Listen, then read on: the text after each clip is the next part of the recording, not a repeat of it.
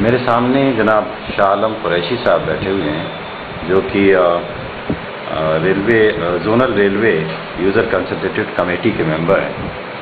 और आप रेलवे के सिलसिले में छपरा से लेके आपका जो एरिया है, छपरा से लेके मथुरा और हिल स्टेशन काठगोदाम भी इसमें आता है, इलाहाबाद भी इसमें आता है। आप इन सब के जो प्रॉब्लम्स हैं उसको देखते रहें। मगर जो नए रेलवे मिनिस्टर यानी ममता बनर्जी के पीरियड में इस तरह की सारी कमेटीज़ को ख़त्म कर दिया गया। और मैं सलमान सुल्तान tourcircles.net के लिए आपका इस्तेमाल करता हूँ। अस्सलाम वालेकुम। जनाब शाह आलम साहब, आप जोनल बोर्ड के मेंबर हैं यहाँ पे, तो आपने ट्रेन्स के सिलसिले में अब तक क्या कोशिश की?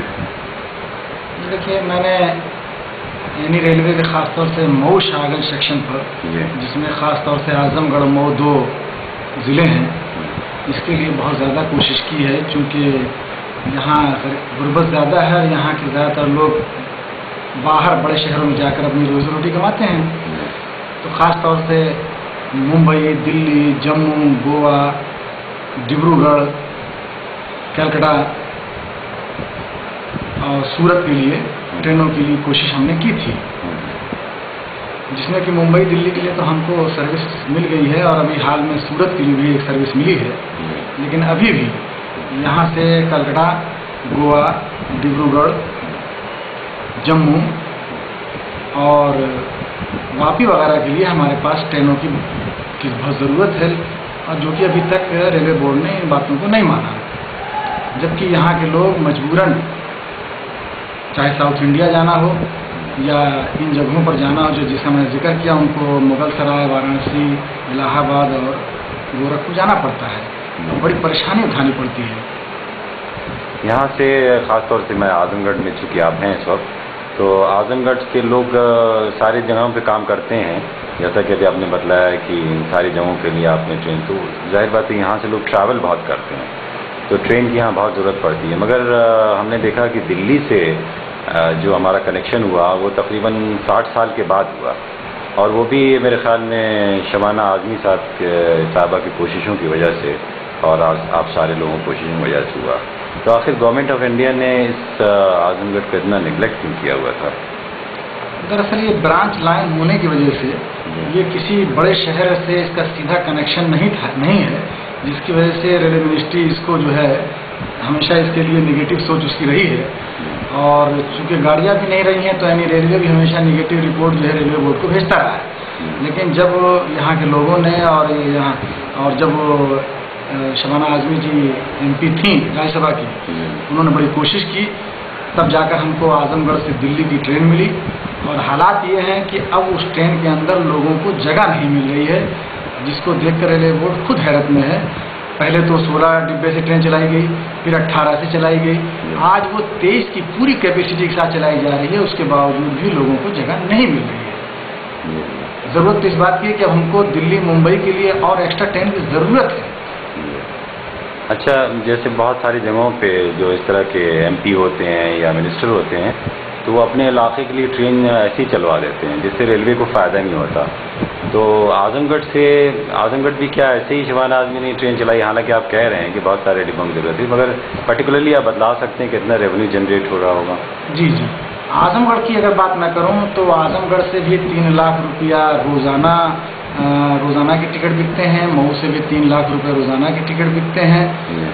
और हालात ये हैं कि कैफियत जो आजमगढ़ से दिल्ली चलती है, उसके अंदर सिर्फ 5 जनरल कोच हैं और 450 लोगों की कैपेसिटी है बैठने की। लेकिन रोज़ाना 800 से लेकर 1200 जनरल टिकट बिकते हैं, और स्लीपर का यही हाल है कि रोज़ाना लगभग 500 टिकट स्लीपर के बिकते हैं।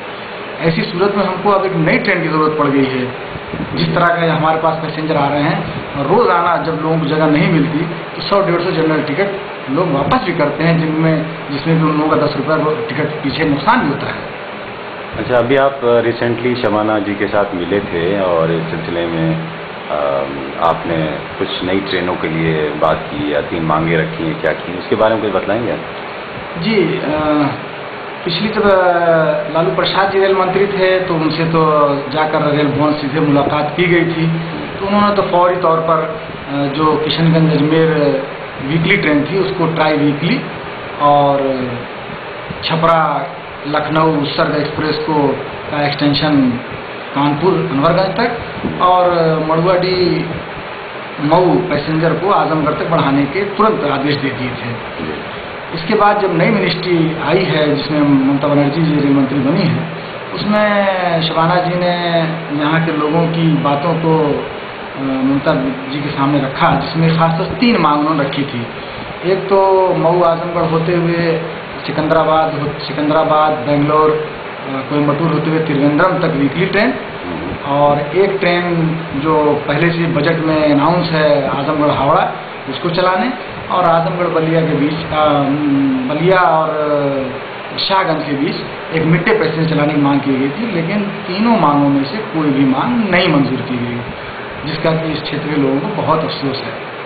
यानी ममता बनर्जी जो है वो रेवेन्यू भी नहीं कमाना चाहती रेलवे के लिए क्योंकि आजमगढ़ के जैसा आपने बताया कि इतना रेवेन्यू जनरेट हो रहा है, तो अगर रेलवे एक बिजनेस करना चाहता है तो उसको तो ऐसी ही ट्रेन चलानी चाहिए थी। दरअसल हो सकता है वो अभी आजमगढ़ मऊ शाहगंज सेक्शन के बारे में उनको जानकारी ना हो, हालांकि यूपी का प्रभार भी उन्होंने अपने ऊपर लिया है और इस बारे में उनको सारी बात बता दी गई है। हो सकता है कि इस बात को समझने में उनको थोड़ा वक्त लगे और आने वाले दिनों में कुछ उम्मीद उनसे बढ़े। अच्छा, अब आगे के लिए आपका क्या प्लान है यार, क्या सोच रहे हैं? आगे का प्लान जो हमारा है वो ये कि मऊ और शाहगंज सेक्शन जो हमारा ब्रांच सेक्शन है ये हमारा मेन सेक्शन होना चाहिए, और मेन सेक्शन बनाने के लिए जब तक इसको मऊ से आजमगढ़ शाहगंज जौनपुर होते हुए इलाहाबाद को एक मेन लाइन नहीं माना जाएगा तब तक इसकी प्रोग्रेस नहीं हो पाएगी। और इसकी प्रोग्रेस के लिए कई चीज़ ज़रूरी है। एक तो जो टेक्निकल ज़रूरत है गाड़ियों को स्पीडली चलाने की और सेफली चलाने की, वो है इंटरलॉकिंग थर्ड। वो सिस्टम अभी तक हमारे मऊ शाहगंज सेक्शन पर नहीं आया है, कलर लाइट सिग्नल नहीं आया है, टोकनलेस सिस्टम नहीं आया है, जिसकी वजह से गाड़ियों की स्पीड जो है वो 60, 70, 80 से ज़्यादा नहीं चल पाती। तो सबसे पहले तो हमें इसकी स्पीड को बढ़ाना और इसको एक मेन सेक्शन बनवाना बहुत ज़रूरी है, ताकि हम हिंदुस्तान के सारे बड़े शहरों से जुड़ सकें। बहुत बहुत शुक्रिया आपका चालू साहब।